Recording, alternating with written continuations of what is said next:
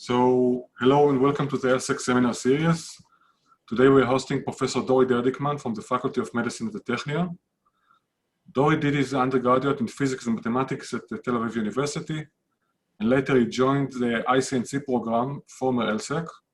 He then received his PhD from the Weizmann Institute, working on rodent somatosensory cortex, together with Yehuda Chisar and Amos Arieli.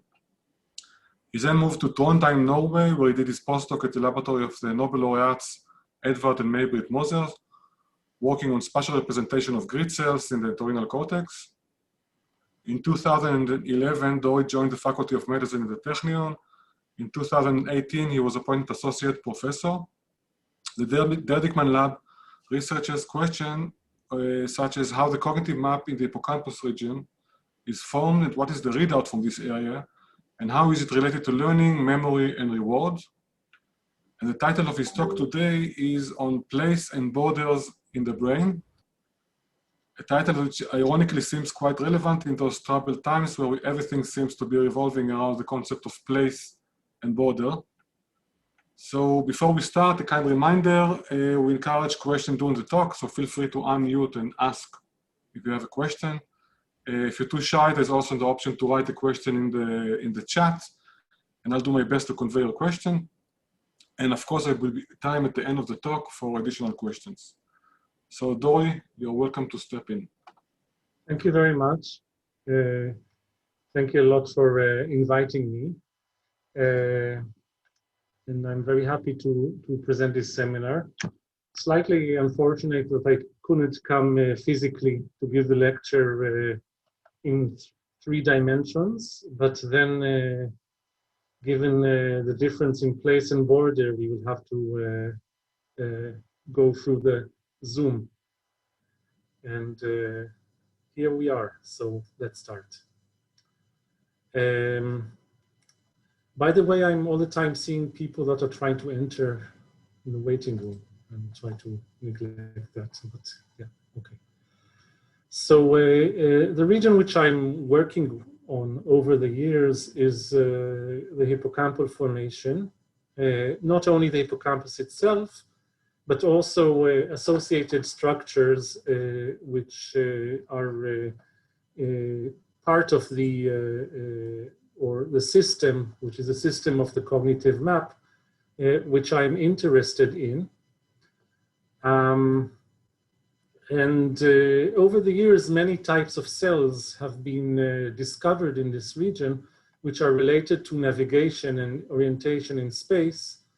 Among these cells, we can talk about place cells in CA1 and CA3 and dentate gyrus, and other types of cells in the areas which are associated with the hippocampus, such as the entorhinal cortex, where we can talk about grid cells, border cells, or head direction cells. And all these types of cells are cells which are associated with the cognitive map. And then when looking at this system, which I think is a very interesting system, because you have a whole list of phenomenology of cells which are telling us something about the cognitive map and about navigation and about spatial orientation. And given this system, we can ask various questions, and such as how is information read into the cognitive map? How is the cognitive map code generated? And finally, how is the information read out? And during my lecture today, I will go through several such projects which touch upon these questions. So, first I will tell you about how border cells are formed. Then I will move to talk about memory function in health and dementia. And at the end, more about the readout, I will talk about interaction between the reward system and the place cells. So I'll start with the first project. The first project is a project done by Ksenia Goffman and Gilad Toker. Ksenia is now a postdoc in UCL with Michael Hauser, and Gilad is a postdoc with Dan Dombeck in the US. And the question that we were asking is well, when we think about how environment is perceived and we look at the general input into the sensory apparatus, for example, the vision, but others as well, then our general way of perceiving things is an egocentric way, meaning we are generally not, our senses are not getting things in the context of the cognitive map. And thus, in order to manage to move from this type of egocentric view to a more map-based view, there should be some kind of coordinate transformation. And in the lab, we were interested, how is this coordinate transformation taking place? Meaning, how is the self-centered, egocentric data which get to the senses, how it is transformed into world-centered, allocentric coordinates. I hope you recognize where this cognitive map is taken from on the right. And we should note that originally when border cells were found, so border cells are part of these plethora of cells that were described in the entorhinal cortex and hippocampal formation. And specifically, border cells were discovered in 2008 by Trygve Solstad and colleagues from the Moser lab. And these border cells were originally described in world-based coordinates, meaning as the rat is running around the room, I'm saying world-based because every time, and I will use the convention of north, south, west, and east. So every time the rat, but although it's not real north, south, west, and east, of course, it's just for convention. But every time the rat is passing in this example of this cell from the entorhinal cortex next to the eastern wall of the box, you see that the cell is responding, right? We know that the eastern wall is a cause for a lot of trouble, right? Oh no, actually the western wall. But in this case, this is the eastern wall, and the rat, every time it passes through, you see that, that the cell is responding. And the point is that also when you go to a different size of box, the cell is still responding along this eastern wall in this case. And then the question is, how are border cells formed? And what we thought is that border cells are actually formed through an egocentric to world-based, or what we call allocentric, coordinate transformation. And there is a quite complex circuitry on the way to the formation of these cells. In here you can see at the bottom, this is from a review that was written a few years ago by Shachar Weiss from when he was in my lab, a former student of mine. And what you can see is that these regions which are related to the cognitive map, to place cells in the hippocampus, get information from various pathways, but the most important ones are visual information coming in from various regions, and head direction cell and vestibular information coming from another set of regions, some of them in the thalamus, others in the cortex. And this information converges onto this set of regions over here, such as the retrospinal cortex, dorsal presubiculum, parasubiculum, and entorhinal cortex. And this is the regions which contain the cells I was discussing, the grid cells, the border cells, and the head direction cells. While, as I said, it seems like a convergence of information from both sensory, visual, and vestibular origins. And what we thought is that we should look upstream from these regions, such as the postrinal cortex. I also marked here the visual cortex in general, but mostly we emphasized the postrinal cortex for several reasons. One of them is that it's upstream of these regions, and it has a direct projection to these regions. A second is that it's quite convenient anatomically to record from this region. And then, because if you look here, you see that the postrinal cortex is exactly dorsal of the medial entorhinal cortex, so it's very easy actually to get information from this region as we're approaching the medial entorhinal cortex ventrally from it. So when we talk about an allocentric reference frame, a world-based frame, I we think of this north, east, west, south coordinate system.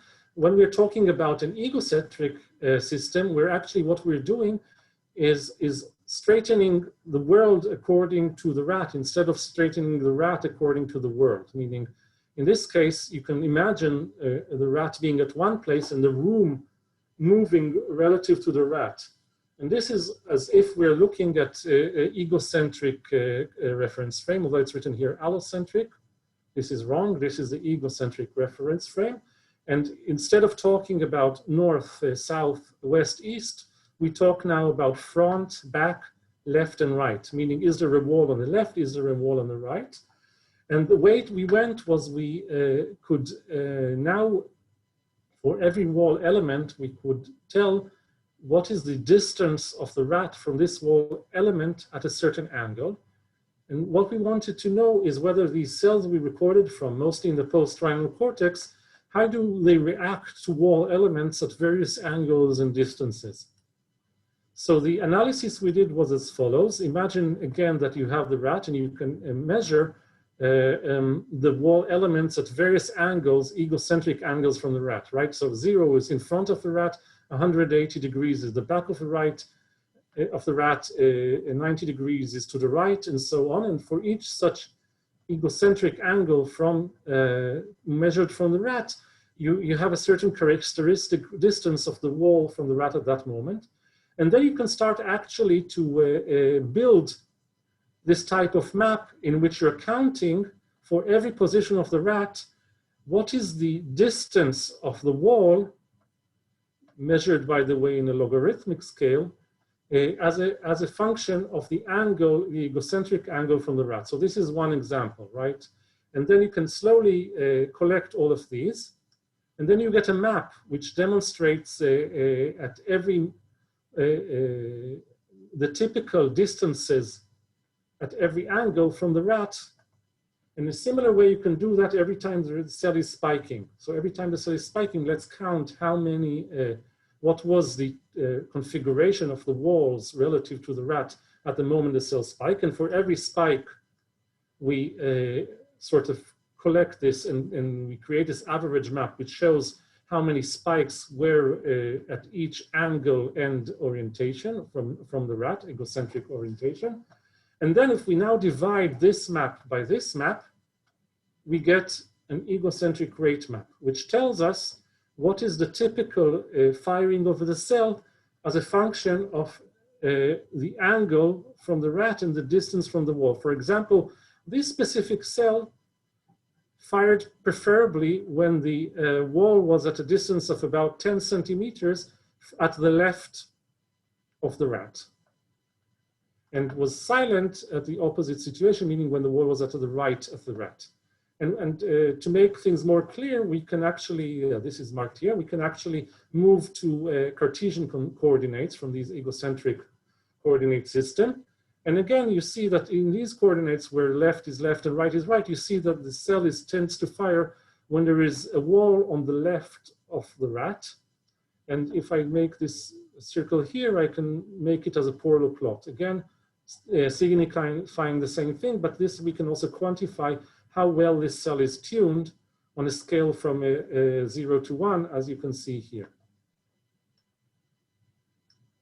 So what we found is when recording from the post-triangular cortex, we found these pure egocentric boundary cells, meaning cells that responded. So this is the trajectory of the rat and the spikes of the rat as it is running around an environment. This is the rate map showing that there is not a very nice and confined place cell in this case.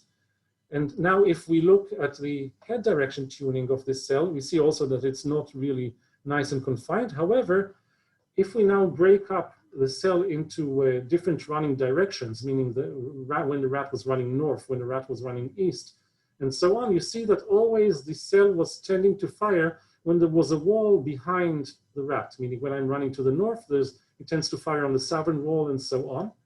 And this also came in this analysis I described before. You see that this cell tends to fire, you see it from here and here, when there's a wall behind the rat with a slight, actually behind and to the right of the rat, as you can see from this polar plot over here. I put a lot of emphasis on that because I'm using it a lot in the next slide, so I wanted you to understand what I'm showing.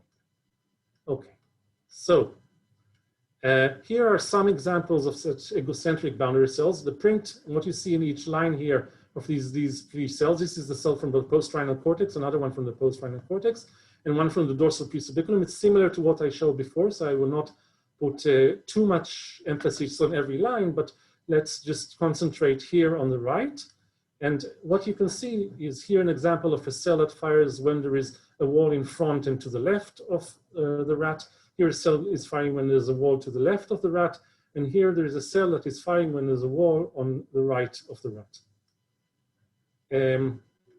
But we saw another type of, or another class of cells. These are the egocentric boundary cells, which are also conjunctive with head direction. So now we should look at two properties. We should look both at the head direction tuning of the cell and at the egocentric border response of the cell.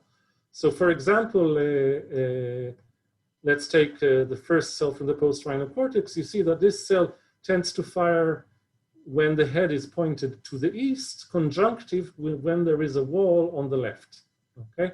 And this cell from the dorsal presubiculum tends to fire when there is, when the head is pointing to the north, when it's because it's a head direction cell to the north, but also when there is a wall, but only when there's a wall on the right of the rat. So this is what we called conjunctive egocentric boundary and head direction cells. Now, when we count how many such cells there are, we can actually quantify. We used a GLM model in order to quantify the different types of responses there are. You can see here, for example, cells that were responding to head direction. This is all of our data. It's more interesting to look per region. So let's look at the per region data. And in the per region data, what you can see when looking at the different regions, this is again a classification according to GLM. I'll explain the color code. So yellow is cells that were classified as egocentric boundary cells. Green is cells that were classified. Colored cells are cells that were classified with some egocentric component.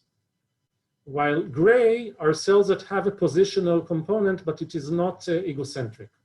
So clearly the post-rhinal cortex shows a much larger amount of cells which are coding egocentric properties.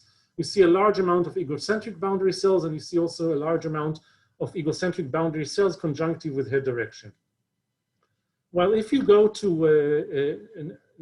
if you go to the other regions that we found something significant in, which is dorsal presubiculum, parasubiculum, and medial entorhinal cortex, you find that there is, at least in some of these regions, such as the entorhinal cortex you see here and the parasubiculum, a significant amount of egocentric coding. But when you find this egocentric coding, it's always conjunctive with something else. Meaning, for example, these pure egocentric boundary cells were not found in the entorhinal cortex, as an example. And this made us thought, and this brought us to this working model, which is also inspired by work from the Burgess lab in Bern and Brecker. And I will explain the model just so that we understand why it is important to look at this transformation from egocentric to more conjunctive cells and what we think, how this is related to the formation of border cells. So the working model we have, and currently we are undergoing an attempt to change this working model into a more neural-based model, but at least the type of engineering hand-waving model is as follows. So imagine you have conjunctive cells which are conjunctive to head direction cells and to head direction and egocentric border in such a way, meaning they fire to a specific head direction and to a specific border egocentric direction. And then let's take an example. So this cell over here is a head direction cell conjunctive to south with response to a border on the left of the rat. Okay, so let's see, it's a cell that responds when the rat is looking towards the south and there is a border on its left. But actually you can find other configurations which will do a similar thing. We will respond to a same border on the, in this case, on the eastern side of the room. For example, a conjunctive cell that fires when the rat is looking towards the west and there is a border behind it, also such a cell will respond actually when there's a border on the east, and similarly like that. So a model in which you manage to actually take all of these specific examples while not combining these examples will allow to generate a coordinate transformation, actually generate a cell which responds to the border on the east, regardless of the head direction of the rat. And we thought that this is an inspiration for the type of processing which is going on in the system, although of course it's only an inspiration. And what is really interesting is that such an engineered system, which clearly is not typical for mammalians, and in mammals we're not planning to look for such a thing, actually was found in flies, which is nice. So the fly really has a kind of this engineered system of combination of transformation of coordinates. Okay, so this is the summary of part one. This work was published, if you want to see more details, it was published in 2019 in Current Biology. So egocentric border cells. Can I just stop with a short question? Yes, of course. So in what ways do you imagine that the actual system is different from this principle? I would try to devise it as a Hebbian learning system in which this connectivity. Right, but after the Hebbian learning, do you imagine that it's, I mean, is this the principle that you imagine that is behind the border cells or something else? I would expect that there is some feedback coming from place cells to say I'm in the same position, because what I want is to associate all of these four cases. And to create this association, I should get some input saying I am in a certain place, right? Because this is the only way I would associate these and not other cases.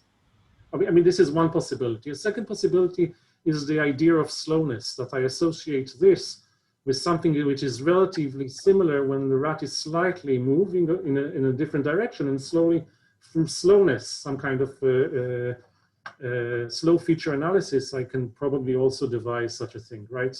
But these are the general ideas, that some kind of learning allows to create in principle this type of network.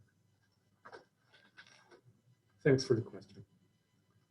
Okay, so summary of part one, egocentric border cells exist upstream of the classical border cells in hippocampal formation, mostly in the post-rhinal cortex. Head direction cells are postulated to be part of the network for egocentric to allocentric transformation. And although here we are talking about border cells, boundary cells, whatever they're called, I think the important thing is the head direction cells here actually. And the fact that these head direction cells are pivotal for generating the coordinate transformation. And I also remind that the coordinate transformation is something that has to work both ways. I mean, I want to do a coordinate transformation from egocentric to allocentric in order to form the representation of the cognitive map. But then if I want to translate it back to behavior, then clearly you have to have also the transformation back from allocentric to egocentric somewhere. Okay.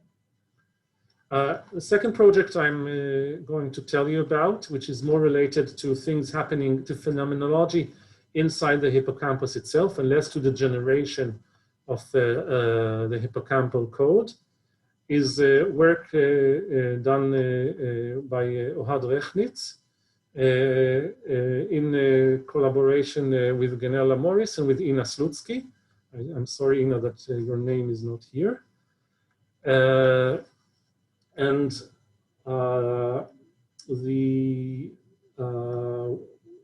idea here is actually very nice. I'm actually very happy also to say that this work was accepted yesterday or the day before, but really this week to Current Biology, which is very nice. And it's something happy that happened this week, which is also very nice because it wasn't the best of weeks. So the idea, if you think about Alzheimer's disease, there are various deficits that occur during dementia. This is taken from a website about Alzheimer's. And one of these typical deficits is a deficit of disorientation in time and space. And I think also in general, the memory function in general is highly related to the hippocampus also in rats and mice. And this work we did in mice.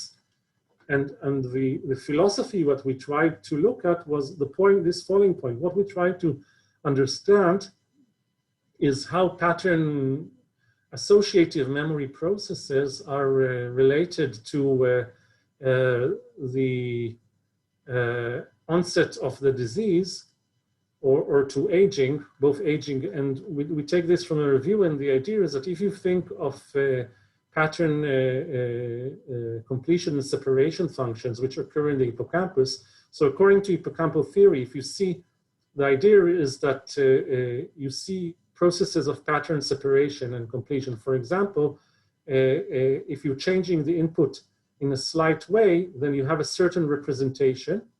And then after a small change of input, then there is a jump and you get a very, very different representation.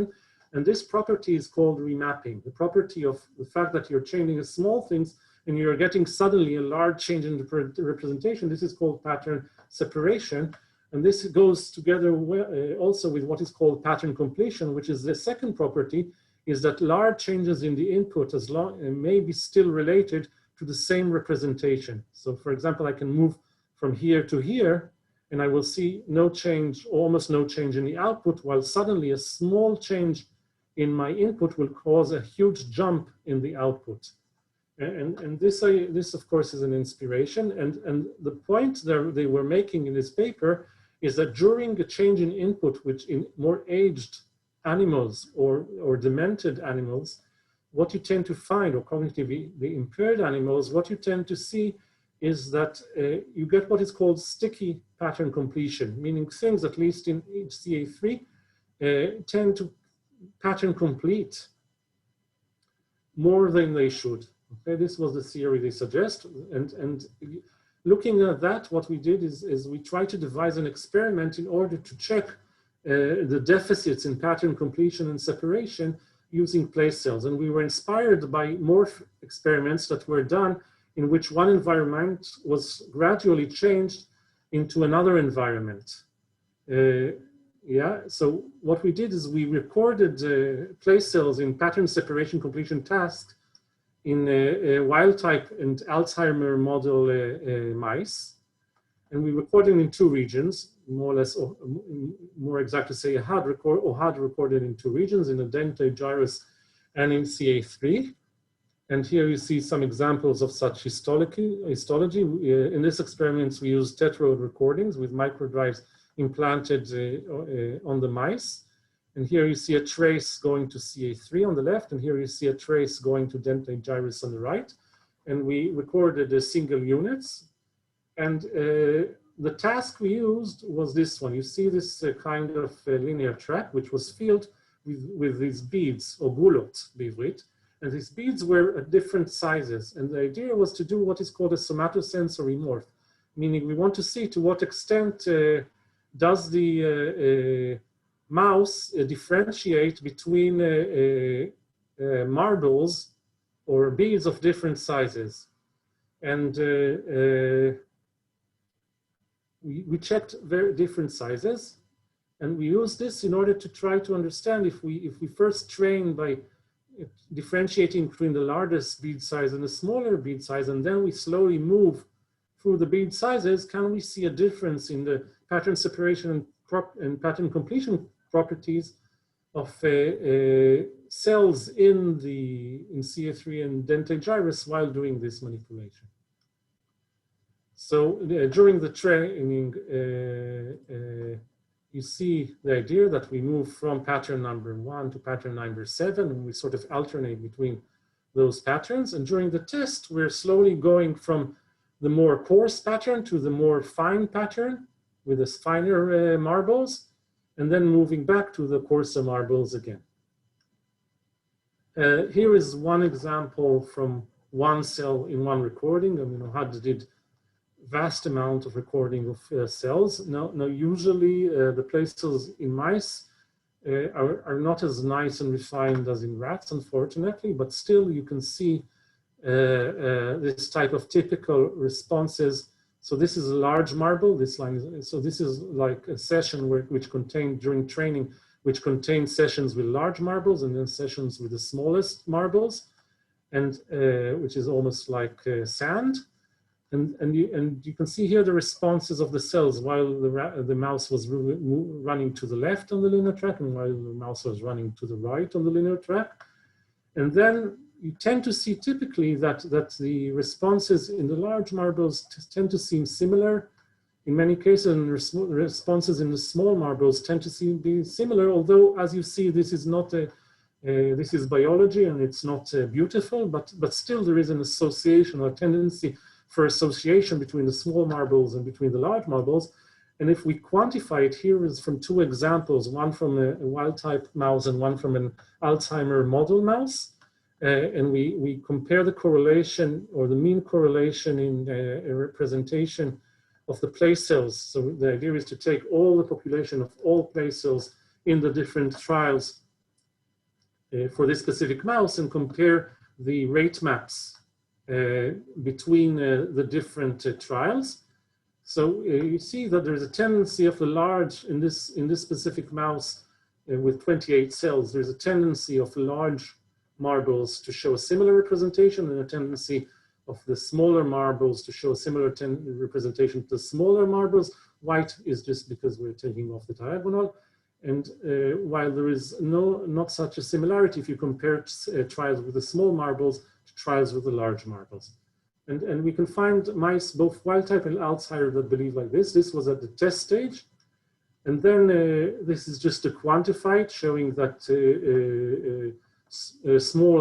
this is across all animals, dentate gyrus CA3, wild type and Alzheimer's disease, showing that large marble trials tend to be more like large marble trials. On the x-axis here is how many trials difference are between the two large marble trials. So it's also an effect of time, as you can see. But in general, these trials are much less similar, those of the large to small marbles. And this is an example of a test day. And this is a nice example showing the idea that wild type, at least for dentate gyrus, you tend to see that there is a similarity of marbles of a similar size, as you can compare correlation between large marbles, let's say, and a bit smaller ones, as we're moving from the larger to the smaller marbles. But if you compare large marbles to marbles which are much smaller, you don't see such a similarity, while it, to some extent, it breaks down in the Alzheimer's disease mice. And when we summarize this data for all our mice, both in the dentate gyrus and in the CA3, we see a difference. And now we can actually look along diagonals. So a diagonal will be a certain difference in marble size. So the first diagonal is a difference of 1 in marble size. The second diagonal is different in 2 in marble size, and so on. And if we sum the results across the diagonal, I don't want to put too much emphasis on that, and we look at the results here. Again, these results are from here. For now, they are, the results now in the paper are slightly more updated. We have slightly more mice now, but the general principle is exactly the same. And that is that we see an opposite deficit in the dentate gyrus and in CA3. Meaning in dentate gyrus, so the Alzheimer is the top one, and the wild type is the bottom one, and is the black one. So Alzheimer is red and wild type is black. And we tend to see that in the dentate gyrus, there is a tendency for more correlation, as you can see, meaning there's an increased correlation between marbles of a similar size, while in CA3 you see the opposite thing. You see a decreased correlation when comparing trials in which where slow distance in trials is exactly the difference in size between the marbles. It's also distance in time. And you see that there is an opposite deficit, meaning that in the dentate gyrus, we tend to see a deficit in pattern separation, meaning there is a tendency to pattern separate the different trials. And this tendency to pattern separate, there's a deficit in these type of mice, while in the CA3, we tend to see the opposite thing, meaning that there's a deficit in pattern completion. And this works nicely with the functions of these regions, meaning dentate gyrus is considered to be more related to pattern separation, while CA3 tends to be more related to pattern completion. Okay, so I did this part quite fast, and just to summarize it, if you want more details, then the paper will soon be out because it's very, very soon published. So we devised a novel tactile, meaning somatosensory marble gradient task for pattern completion and separation in dentate gyrus and CA3. And then in dentate gyrus, we see a pattern separation deficit in AD model mice, while in CA3, we see a pattern completion deficit in AD model mice.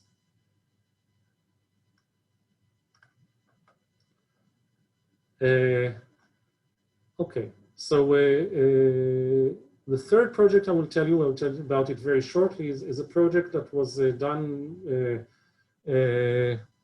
by Shai Albason, a PhD student currently in my lab, together with Ganella Morris, and in collaboration with Mike Hasselmo and former postdocs from him, Benjamin Krause and John White.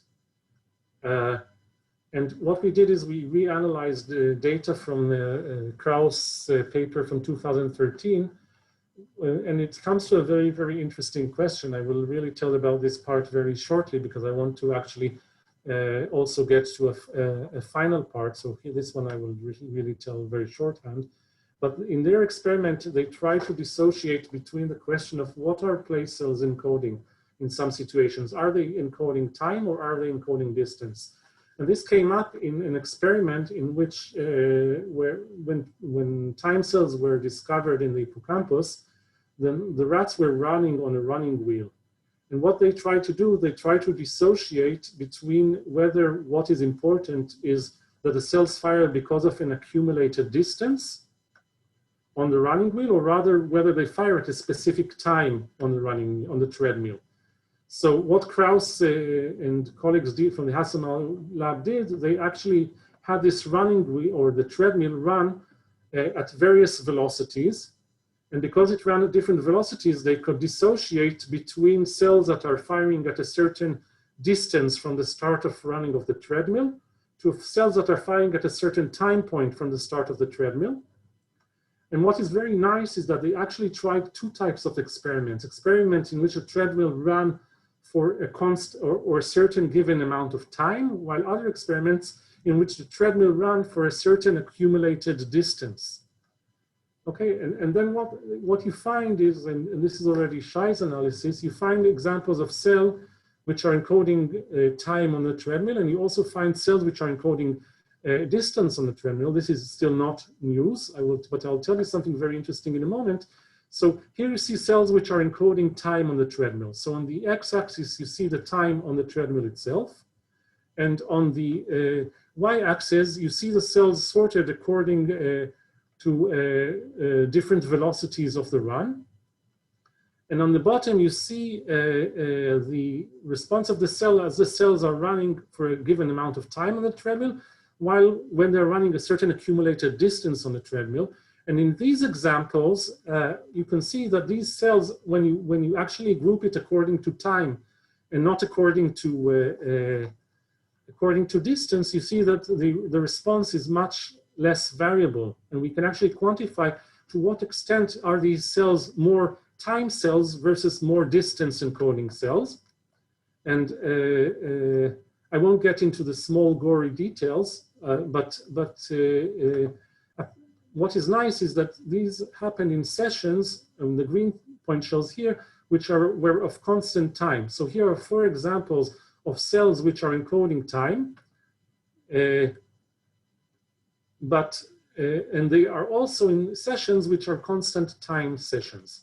While in cases in which the treadmill was actually running for a constant distance, you saw many examples of cells which were actually encoding the accumulated distance. So for example, here you see 4 examples at the bottom of cells that when you actually group it according to the accumulated distance, you see that these cells show a much more clean and less variable encoding.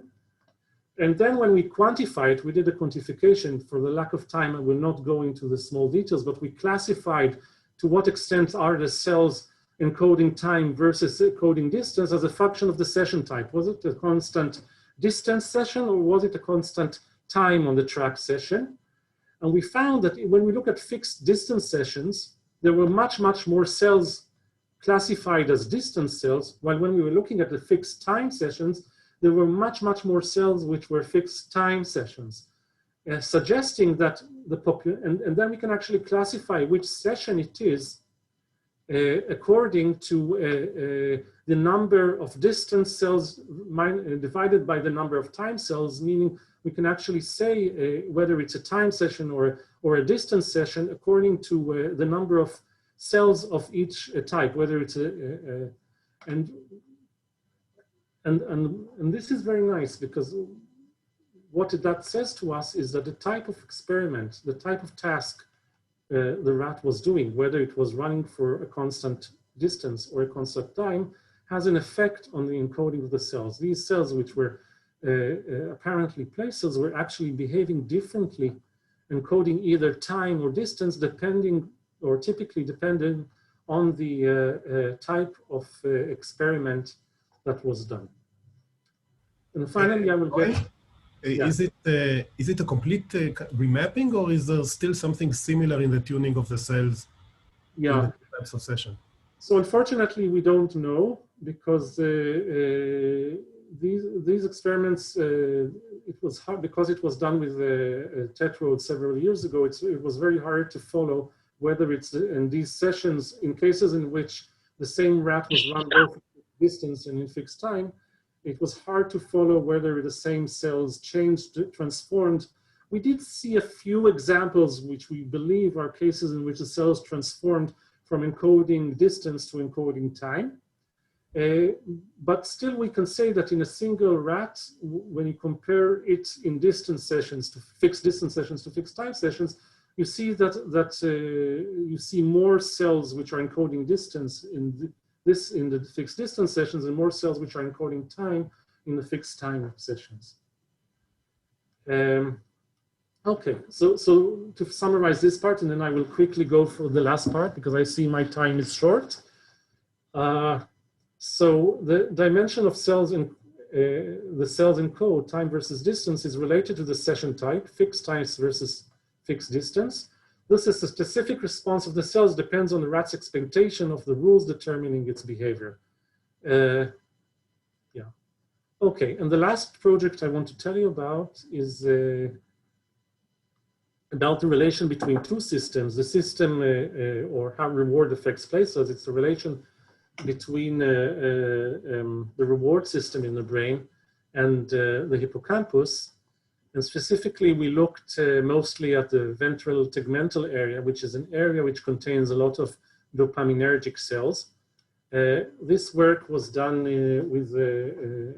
by Doram Khatib in collaboration with Ganella Morris. And this is the general finding. I'm spoiling it for you, and I'll show you it in a moment. So the gist is as following. What we did is we used mice that in which we could stimulate specific populations of neurons within the VTA. So we used Cree mice of 3 different origins in which we could either stimulate dopaminergic populations within the VTA or stimulate glutamatergic populations within the VTA. And while the VTA is a dopaminergic region and has very strong dopaminergic projections to various brain regions, it is known that actually the projection to the hippocampal formation is dominantly actually glutamatergic and perhaps also GABAergic. The GABA is actually missing from this figure. But what we tend to see, and this is the message I will show you, is that we can apply a manipulation, and when we apply this manipulation on the dopaminergic cells, we tend not to see remapping. But while we apply a similar manipulation on glutamatergic cells, we tend to see that the place cells in the hippocampal undergo remapping, hippocampus. And the fact that we're using chemogenetics mostly means that this is talking about tonic, not phasic properties of dopamine, meaning it's more a general tonic dopaminergic stimulation, which we're looking at here. And the idea that, that VTA may be involved in novelty in hippocampus is not a new one. It's already has been suggested in an influential paper by John Lissman and Grace in 2005. And then they pointed to a loop from the VTA. They said dopamine release, but I beg to differ, but a loop going from the VTA to the hippocampus and back, which is associated with novelty detection in the hippocampus. And we thought that remapping is a kind of a proxy for novelty, because we can say that if in the cases of novelty situation, we expect remapping, meaning remapping is something, a case in which as the cells are changing the representation in a way that's related to some change in the environment. And of course, novelty is usually associated with some change. Okay. So, and as I said, VTA is mainly a dopaminergic nucleus in the midbrain, although it has a subpopulation of glutamatergic and GABAergic releasing neurons. And some papers show that the dopamine, as I said, the dopaminergic projection to the hippocampus is sparse, while actually the glutamatergic projection is much stronger. Another interesting thing to see, so this is a section of the VTA, that the glutamatergic neurons tend to cluster more to the mid region of the VTA, while the dopaminergic neurons tend to be more on the lateral areas of the VTA. Of course, it's not a total clear-cut separation, but there's a tendency for lateral to be more dopaminergic and central or middle to be more glutamatergic in nature. And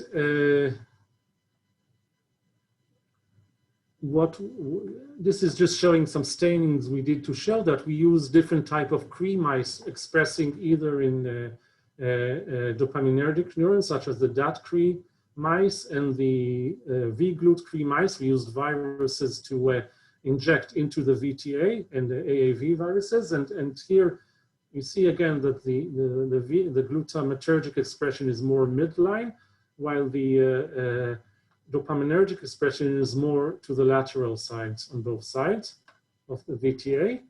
Here you see also staining of fibers, but if you neglect this whitish area over here and look here, you see that TH-Cree mice, which is also considered to be a precursor for dopamine, but not only, actually you see more of a mixed type of representation, meaning you see that the TH is somewhere in the middle of what it is expressing in the VTA between DAT and V-glut. And so what we expect is that when we see remapping, we expect that if there is a certain place of representation in the linear attack in context 1, if there is a change in representation, we expect to see a different place cell map in another context. And then, as we said, place cells are a proxy for novelty. And we use these 3 models of mice, the TH-Cree, DAT-Cree, and V-glut2-Cree mice, and each one of them labeling different subpopulations in the VTA. And then we expressed in the hippocampus GCAMP and performed imaging using a miniscope of cells inside the hippocampus while performing this stimulation in the VTA. And you can see here an example of an image of those who have seen images from the Yaniv Ziv lab. This is a very similar technique where there is a miniscope and the mouse is running around with a small microscope on its head. And you can see the responses of hundreds of cells in the hippocampus. And what we did was a protocol in which we first ran the mouse with giving a control saline injection, and then we did the VTA stimulation by injecting systemically CNO the next day, and looking at the representation between the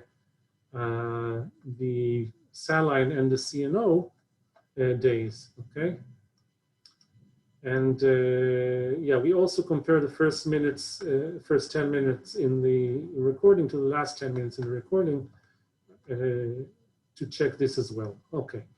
So one thing we can see is that in many cases, there was also a change of behavior during the CNO injection, meaning when the CNO was injected, you see that the mice in general, this is position as a function of time. You see the mice in general tend to run more times from side to side. And this distance covered per minute was actually also an indication for us that the stimulation worked. So you see a clear change in the distance covered in all our groups, both the V-GLUT group, the DAT group, and the TH group, meaning all groups show the behavioral effect following CNO injection in comparison to saline injections and to control.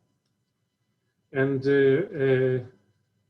now when we look at the cells, here is an example of 2 place cells during the TH3 stimulation, or the stimulation of VTA in a TH3 mice. So here you see the blue is during a saline runs, and the red is during CNO runs, in which we've stimulated the VTA. And in many cases, you see that the cell has remapped its firing field, as you can see in these 2 examples for 2 cells. And now when we look at the population, we recorded hundreds of cells simultaneously. And you compare before CNO to after CNO in control saline injections to CNO injections, the first 10 minutes before CNO took an effect, and the last 10 minutes in the 40 minutes run. And clearly, if you look at the DAT3 mice, if you follow the place cells, so each line is a place field, and as you can see,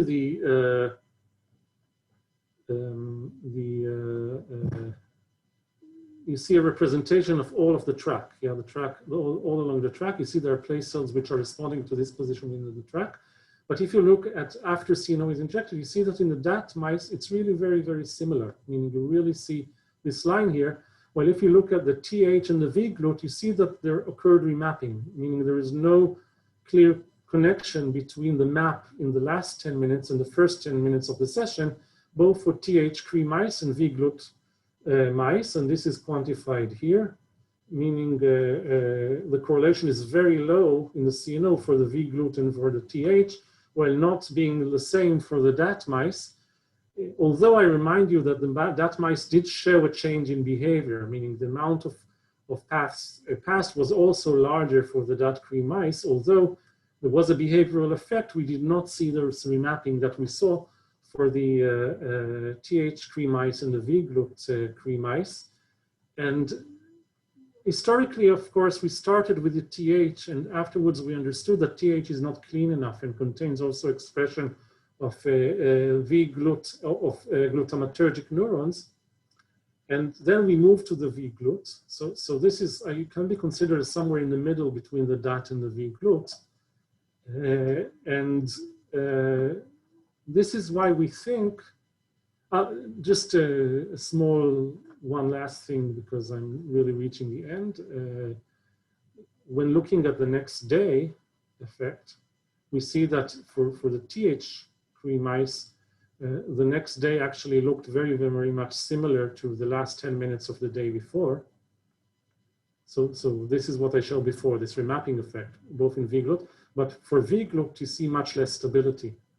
So the next day already does not look as similar as last minute, as if the V-GLUT mice were less stable than the TH3 mice. Is the size of the place cells, number of places changed? The size of the noise is very problematic in this analysis. What is it? If there's noise in this analysis, more noise would lead to less place cells. Yeah, but these are well-defined place cells which pass a certain criteria of spatial information. So I don't think it can be explained with noise, although I'm really actually interested to hear if you have some ideas of analysis we should do to check that. I will be very happy to hear afterwards, okay? But in general, we do select our cells by looking at such cells which have a high spatial information, for example. Maybe it's not enough, but we can discuss that. Yeah, we also did a similar thing with this. We did very few experiments of this kind, only for the TH3 mice, but we also did optogenetic stimulation with TH3 mice, where we expressed in the VTA channel rhodopsin in TH expressing cells. And again, we see that after the stimulation, we get the same behavioral effect, that the mice are running faster, as you can see here. And also, we get the remapping. I mean, also with the optogenetic stimulation, we see we have a fewer such experiments and less cells, because the optogenetic experiments were done with, I must say that we used, and this is also to answer your question, Matti, we used more than one technique. So we used calcium imaging, but all of these experiments were also reproduced using, almost all of these experiments were also reproduced using tetrodes and electrophysiological recordings. And here it's done with electrophysiological in tetrode recordings. This is why there are much fewer cells, but we see in principle very, very similar results. We're now undergoing the V-GLUT study using tetrodes. So we're complementing all our calcium imaging studies also with electrophysiological studies, just to be sure that it's not a methods issue, but it is real. But again, you see a similar idea that following the optogenetic stimulation, you see an effect of remapping. If you compare the left here, which is before the stimulation, the rate maps for these specific place cells that were found. This is when running north, and this is when running to the south, after the or during the optogenetic stimulation. Okay, so to conclude part 4, and I see I am beyond time. VTA stimulation induces remapping in CA1. This effect seems to be long-term, at least in some of the mice models. Effect seems to be mediated by long-range glutamatergic projections. And with this, I would like to thank you for listening, and all the great students who performed the work, and the rats and the mice, and all my collaborators in mostly in Norway, in Tel Aviv, and in the US, and funding. So thank you very much. Thank you, Dori. We have a little time for questions, so let me start with the first one. So about this study, you showed us about time tuning and distance tuning. Assuming that you can find cells which are tuned to time in one session and tuned to place or distance in the second session, do you find any correlation between the tuning? Meaning time cells which encode the earlier times also encode earlier distances or shorter distances, etc.?